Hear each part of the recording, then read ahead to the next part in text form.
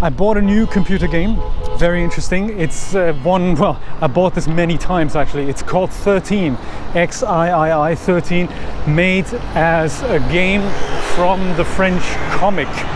And it's an old comic, it's been around for many decades, and in 2003 I believe Ubisoft released it. They made that with the Unreal Engine back then, Unreal Engine 2, so it's been over 15 years at the time of this recording. It really came out in 2003, and they had a huge amount of budget for marketing back then, so they thought this was going to be a major success. And although it was a good game, it had a very interesting graphical look that I fell totally in love with. So it's fairly low poly considering today's standards, but back in the day it was just absolutely mind-blowing because nobody had ever seen a game that looked like a comic book. So they had, on one hand, they had very flat shading there, they had a very good comic book type rendering going, and they made these low poly figures look like they were drawn in a comic book. So there's an outline, the figures have an outline, and they have these really flat, half-flat textures, and very cool. They've got voice actors, good voice actors. David Duchovny is the main character in it from the X-Files. That guy, the X-Files had finished by then. He was still involved in movies, and Californication came out. So he was a big star back then, and they had secured him, probably paid lots of money for him.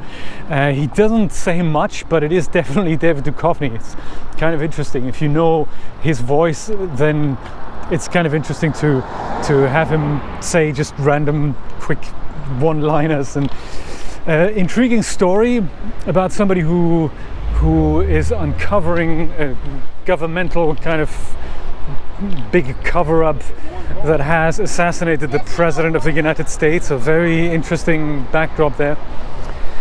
And I'm telling you all this because it's one of my, I think that's the first time I ever fell in love really with a first-person shooter game. Even though it is about killing people, it's usually not my thing. It is, it's just super fun to play. It has flaws, and it wasn't as big a hit as Ubisoft had hoped it was going to be. For many years it wasn't available, it was unavailable. I remember buying the Xbox version back then, 2004 or whatever that came out. The Xbox, original Microsoft Xbox version back in the day. Both Julia and I played it for hours. It was very difficult back then, very difficult. It's kind of interesting to see that today I can pick a game like that up and just go play it and have fun with it. And back then it was torture. I couldn't do anything. I was really, really bad at playing games, or they were too difficult for me to enjoy, or I didn't know how to do things. And so it's interesting for me to look back at the exact same software and think, oh my god, today it's very easy for me to play that. And I remember back then there were people who, for them it was easy to pick up a game like that and play it, and for me it never was. So very interesting to see how far I've come there for myself. That's very, very cool to see.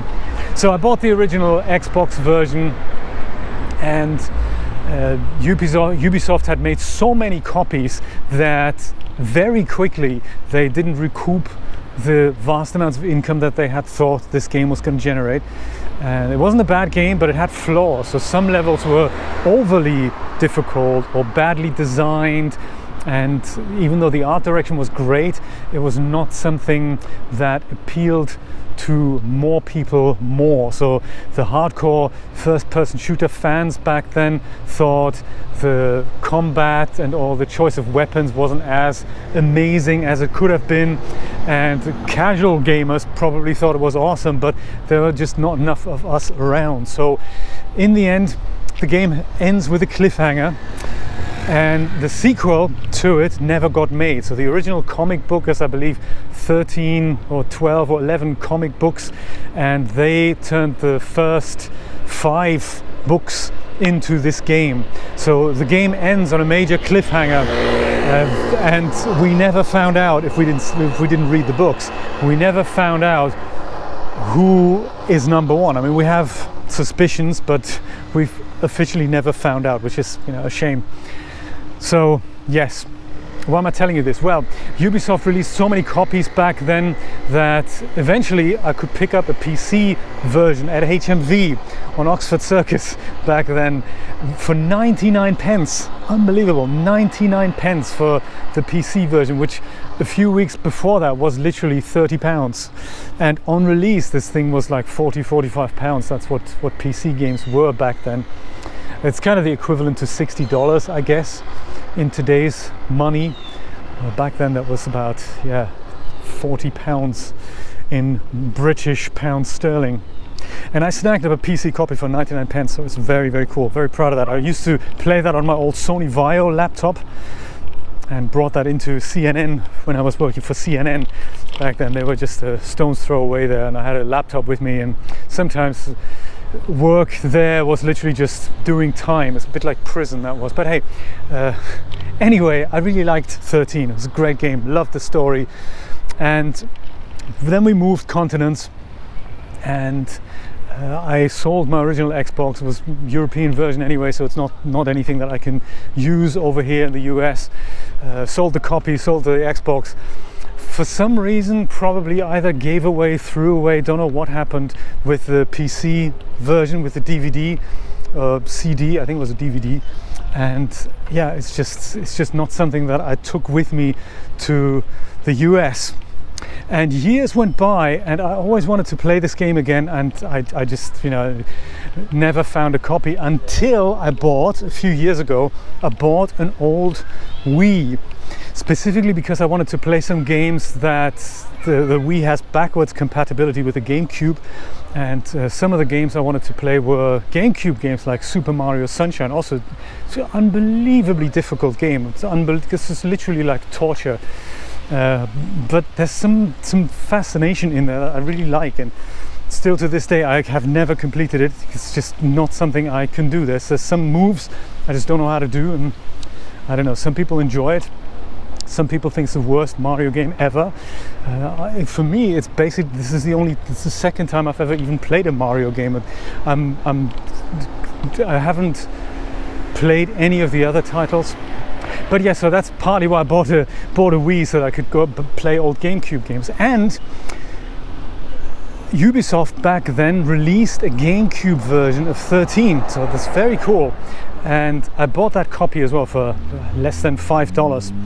And the port for the GameCube is atrocious. It's not very good.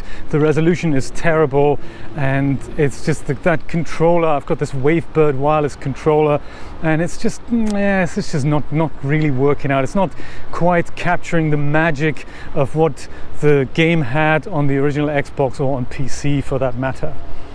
But hey, what was I going to do? It's just, you know, it's one of those games I wish they would have re-released. And this week, at some point, I get the GOG.com newsletter from Great Old Games, and they say, hey, the game's been re-released. It was available on GOG once, and up until 2012 or whatever, and then it was pulled from the store. I don't know why. I don't think I was a GOG customer back then, but so I've missed all that. But it's just now being re-released now in October 2019, which is absolutely cool. $5.99 full price. That's how much the game is now. And they haven't done anything to it, but as like many games from GOG.com, you can go and legally buy them again and play them, and I think that is just wonderful. That's just absolutely marvelous. So I went ahead and bought it immediately and tried to run it, and it works. It hasn't lost its charm.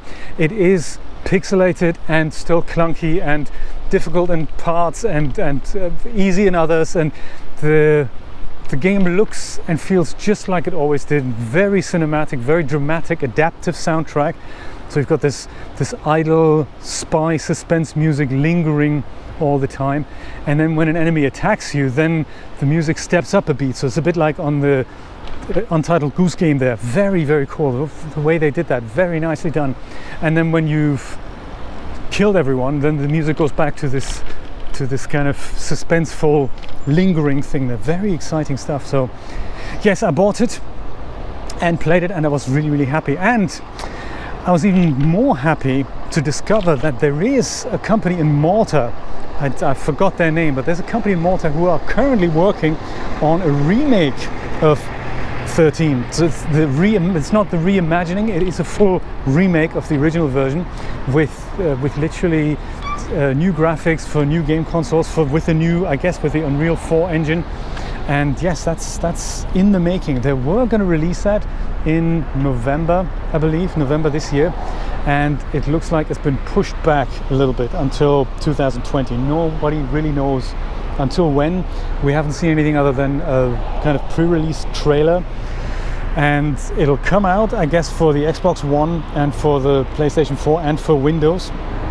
Don't know if Mac is on the list, but yes, a new version is coming out, and I'm very much looking forward to that. So I wonder if this version is something that fills the gap until we have the new version. Maybe this is something that they've given us now because we had expected this game around about now, and maybe they thought, oh, let's just re-release the old version, get people back in the mood like me, and then, you know, come 2020, maybe we'll go and have a bigger and better game there. How exciting.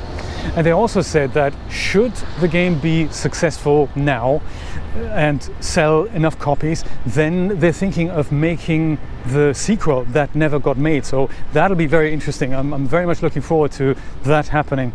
So there'll be, you know, years of exciting games coming at us.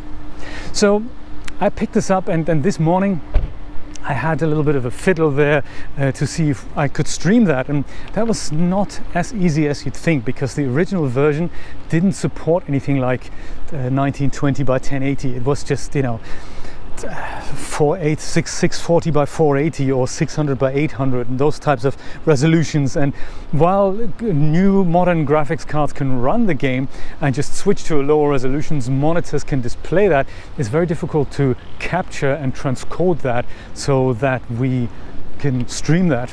So I've done some experiments there, and there's a patch that you can install, third-party patch, or there's an ini file that you can tweak as well, and it kind of upscales the game so that you can play it in a 1080 resolution.